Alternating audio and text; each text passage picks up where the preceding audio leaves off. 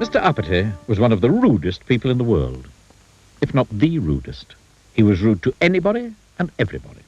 So, of course, in Bigtown, which is where he lived, he had no friends at all. Not one. Miserable old Uppity, they used to call him, and he certainly looked it. Now, as well as being rude, Mr. Uppity was also rich. Very rich.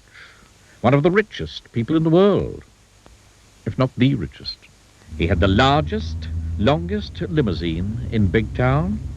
He had the largest, longest garden in Bigtown. He had, on the top of a hill in the middle of Bigtown, the most enormous house. The biggest house in Bigtown. And there he lived, all alone. Miserable old Uppity. One day, Mr. Uppity was walking in the gardens of his enormous house, when suddenly he heard a voice. "Hello," said the voice. Mr. Uppity looked, and there, in one of his hundreds of flower beds, was a goblin. "Are you not going to say hello to me?" said the goblin. "Go away," said Mr. Uppity rudely. "Oh, I know who you must be," said the goblin. "You must be Mr. Uppity, who's rude to everybody." Sniffed Mr. Uppity rudely. "Well, I know somebody who wants to meet you," said the goblin, and he skipped off, the way goblins do. Mr. Uppity's curiosity got the better of him. He followed. "In there," said the goblin, pointing at a small hole in a tree. "Don't be silly," snorted Mr. Uppity. Oh, I'm not being silly," said the goblin. "Yes, you are," snapped Mr. Uppity. "I can't possibly get in there." "Aha! smiled the goblin. And then he said a magic word, known only to goblins, which sounded like Wobblygobblygook, something like that. Suddenly, Mr. Uppity started shrinking. He shrank and he shrank until he was exactly the same size as the goblin. "Turn me back to my proper size at once," spluttered Mr. Uppity in a rage. "I shan't," grinned the goblin. And so saying, the goblin climbed through the hole into the tree. Poor Mr. Uppity didn't know what to do, so he followed him. Inside the tree, there was a staircase going down and down. It led directly to the kingdom of the goblins. "I demand to be taken immediately to whoever is in charge," said Mr. Uppity angrily.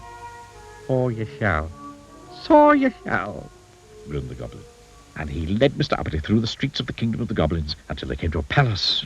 The goblin and Mr. Uppity passed through the gates and into a courtyard and through some more gates and along a long corridor and through some large gold doors and into a huge room. And there, sitting on a gold throne, was the king of the goblins. "Your Majesty," announced the goblin, bowing low, "may I present Mr. Uppity?" "Ah," said the king. "So you're the fellow who goes about being rude to everybody, doesn't have any friends." "Rubbish," said Mr. Uppity rudely. "I can see that what I've heard is true," said the king, looking at the indignant Mr. Uppity. "You're much too puffed up with your own importance. Therefore," he continued, "I'm going to allow you to be turned back to your proper size. But when you get back to Bigtown, if you're rude to anybody at all, you will immediately shrink to the size you are now. Do you understand?" The goblin then took Mr. Uppity back through the kingdom of the goblins and up the staircase and out of the tree at the bottom of Mr. Uppity's garden. The goblin looked at Mr. Uppity and said something which sounded like Koogylbbogylbbow, and Mr. Uppity grew and grew back to his original size. "Now, you remember what the king said," warned the goblin. "Don't you be so uppity in future." Mr. Uppity marched off furiously up to his enormous house.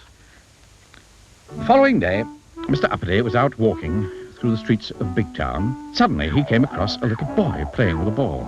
"Get out of my way," snapped Mr. Uppity rudely.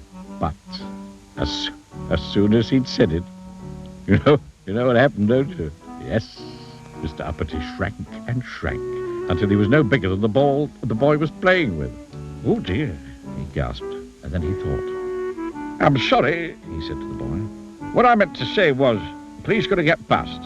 Immediately, Mr. Uppity grew to his original size, and the boy moved, and Mr. Uppity went on his way.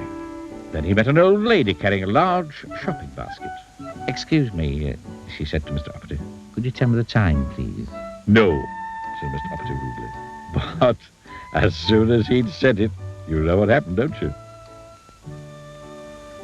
Oh, dear, he gasped, and then he thought. I'm sorry, he said to the old lady.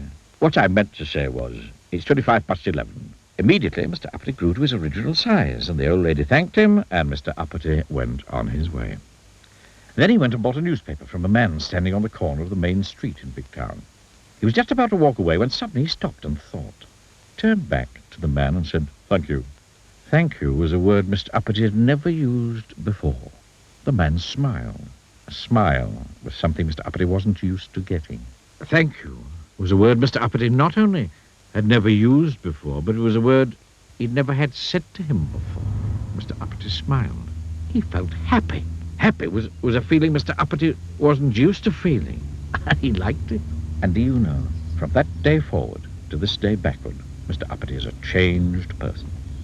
He's still the richest person in Bigtown, perhaps the richest person in the world.